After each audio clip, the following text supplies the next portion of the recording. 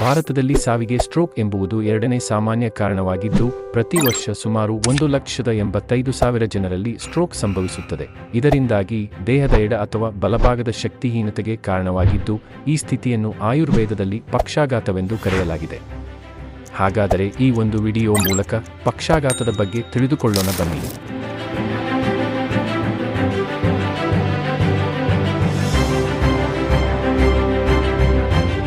ಆಧುನಿಕ ವಿಜ್ಞಾನದಲ್ಲಿ ಹೆಮಿಪ್ಲೇಜಿಯಾ ಎಂದು ಕರೆಯಲಾಗಿದ್ದು, ಸ್ಟ್ರೋಕ್ ಸಂಭವಿಸಿದ ರೋಗಿಗಳಲ್ಲಿ ಸಾಮಾನ್ಯವಾಗಿ ಕಂಡುಬರುತ್ತದೆ.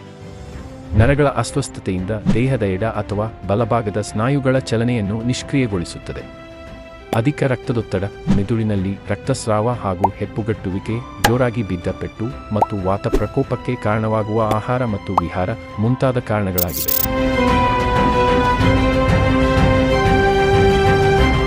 ರೋಗದ ಪ್ರಮುಖ ಲಕ್ಷಣಗಳ ಬಗ್ಗೆ ತಿಳಿಯುವುದಾದರೆ, ದೇಹದ ಎಡ ಅಥವಾ ಬಲಭಾಗದಲ್ಲಿ ಶಕ್ತಿಯ ನಷ್ಟ, ಅಸ್ಪಷ್ಟ ಮಾತು, ವಾಂತಿ, ದಿಗ್ಭ್ರಮೆ, ಕರುಳಿನ ಗತಿಯ ನಷ್ಟ ಮತ್ತು ಮೂತ್ರ ವಿಸರ್ಜನೆಯ ನಿಯಂತ್ರಣ ಕಳೆದುಕೊಳ್ಳುವಿಕೆ ಮುಂತಾದ ಲಕ್ಷಣಗಳಾಗಿವೆ.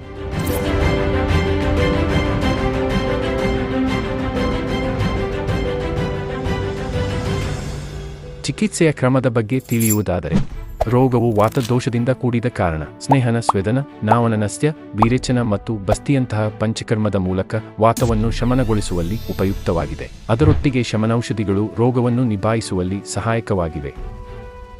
ಪಾಲಿಸಬೇಕಾದ ಪಥ್ಯದ ಬಗ್ಗೆ ತಿಳಿಯುವುದಾದರೆ, ಸ್ನೇಹಯುಕ್ತ ಆಹಾರಗಳು ಸಿಹಿ, ಹುಳಿ ಮತ್ತು ಉಪ್ಪು ರುಚಿಗಳಲ್ಲಿ ಪ್ರಧಾನವಾಗಿರುವ ಆಹಾರಗಳು, ಬಿಸಿ ಮತ್ತು ತಾಜಾ ಆಹಾರಗಳು, ಆಣುಪದೇಶದ ಪ್ರಾಣಿಗಳ ಮಾಂಸ ಮತ್ತು ಮಾಂಸದ ಸೂಪ್ ವಿಕೃತವಾತವನ್ನು ಎದುರಿಸಲು ಸಮರ್ಥವಾಗಿದೆ.